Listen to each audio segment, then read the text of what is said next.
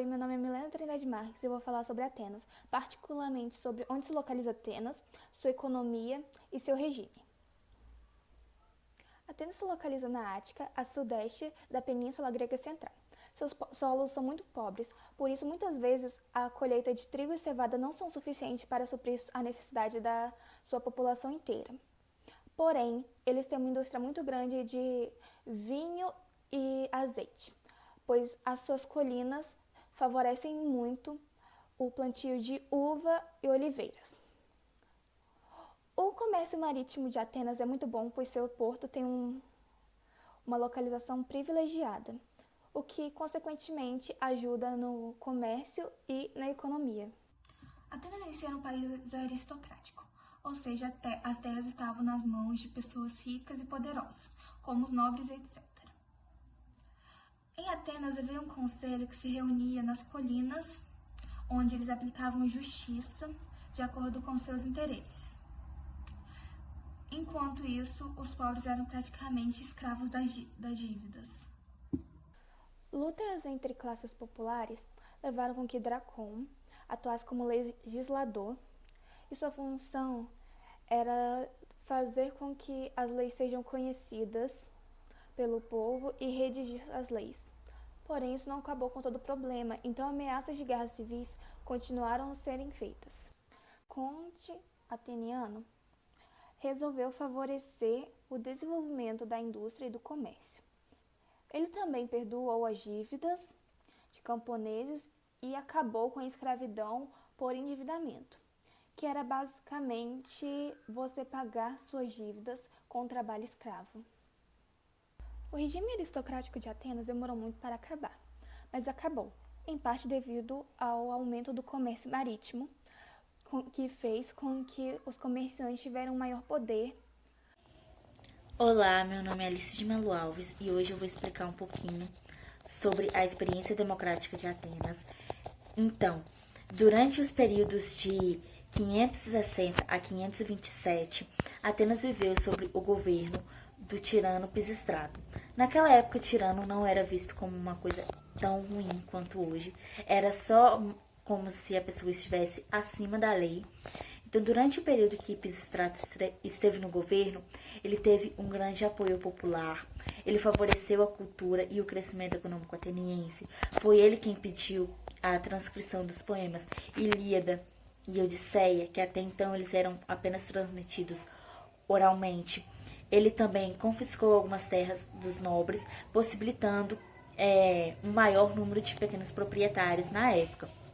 Só que, apesar de todas essas medidas, o grupo de aristocratas continuavam tendo muita influência sobre as decisões econômicas e religiosas de Atenas.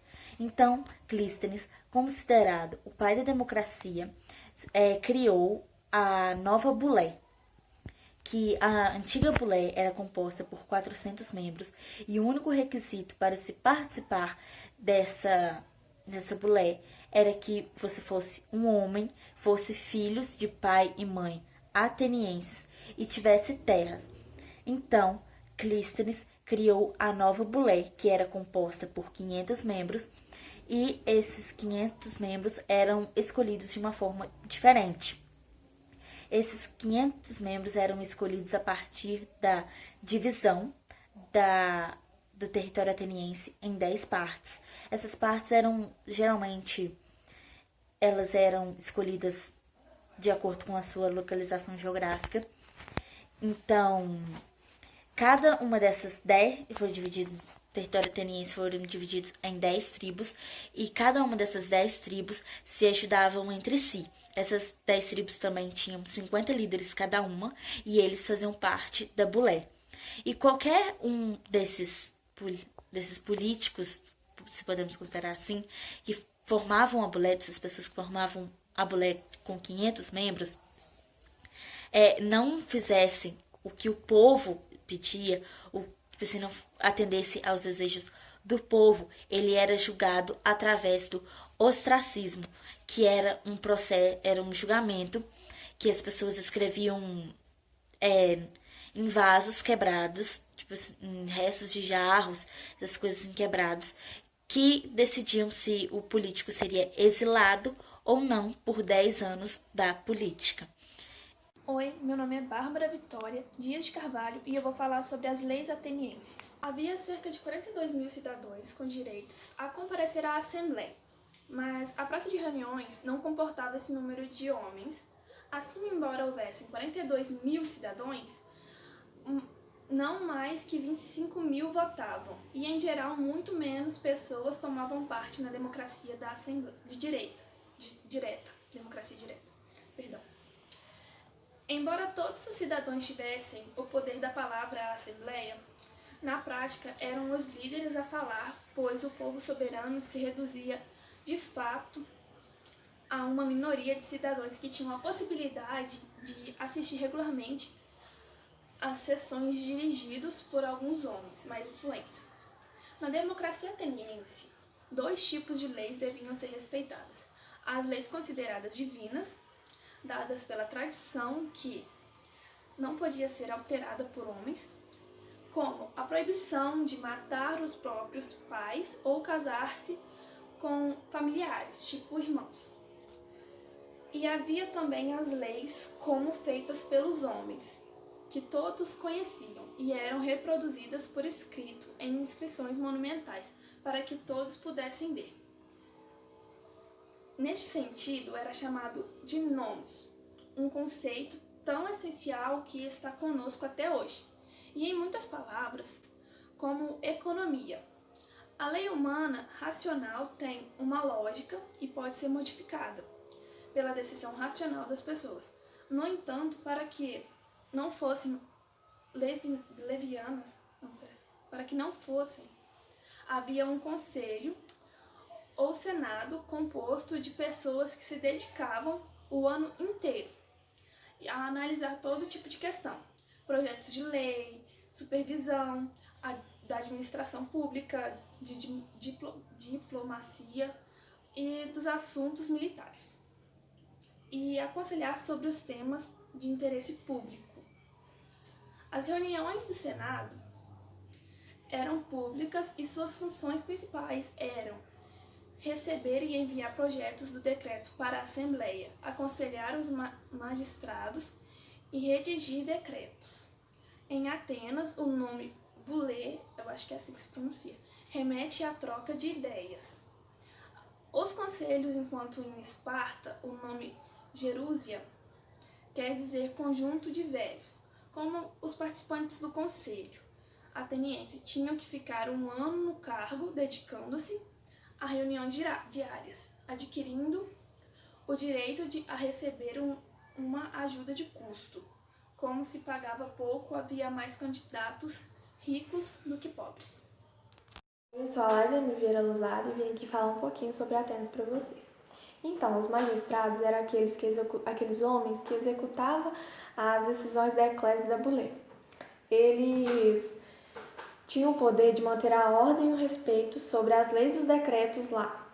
E eles podiam ser homens eleitos, tanto pela Assembleia quanto pelo sorteio. Quando era pelo sorteio, eles colocavam na mão dos deuses, já que lá a sorte era uma deusa. Quando era pela Assembleia, era porque esse cargo precisava de uma habilidade especial deles. Então, a partir de 395 a.C., quem participava dessa assembleia tinha o direito de receber um pagamento por sua presença. A ideia deles era que quem trabalhava para garantir seu sustento também tivesse direito de usufruir dos poderes políticos. Na democracia ateniense, as mulheres e as crianças não tinham direito nenhum, eles não tinham vantagem nenhuma. E os estrangeiros, além de pagar os impostos, tinham que pagar uma taxa especial e prestar serviço militar. Eles eram considerados até a morte como pessoas de segunda classe. E os escravos, em sua maioria, eram prisioneiros de guerra e seus descendentes eram considerados como instrumento vivo. Olá, eu sou a Jéssica Vitória de Cassimânio. Eu vou falar sobre a experiência democrática de Atenas e como ela refletiu sobre a sociedade posteriormente. Bom, a experiência democrática de Atenas serviu de inspiração para aqueles que, muitos séculos depois, buscaram pela liberdade política e também pelo governo do povo. Entretanto, ela não foi vista de forma positiva para outros. Primeiramente, os pobres ociosos eram influenciados a participar da política e, em troca, eles receberiam uma ajuda monetária. Isso acabou levando à demagogia, que era quando a Assembleia Popular era dominada por pessoas manipuladoras e inescrupulosas. Porque os pobres, eles eram seres ignorantes e ociosos, então eles só estavam interessados no dinheiro que eles iam receber por participar. Entretanto, atualmente eles têm uma visão com a mente mais aberta com referência ao governo popular. Essa interpretação ainda é bem contestada por vários motivos. Primeiro, porque a população ateniense, no caso os cidadãos atenienses, eram formados por camponeses e soldados. E segundo, porque os pensadores modernos desprezavam o trabalho manual associado à ralé. E por conta deles estarem se voltando para a cidade naquela época, eles viam como uma ameaça.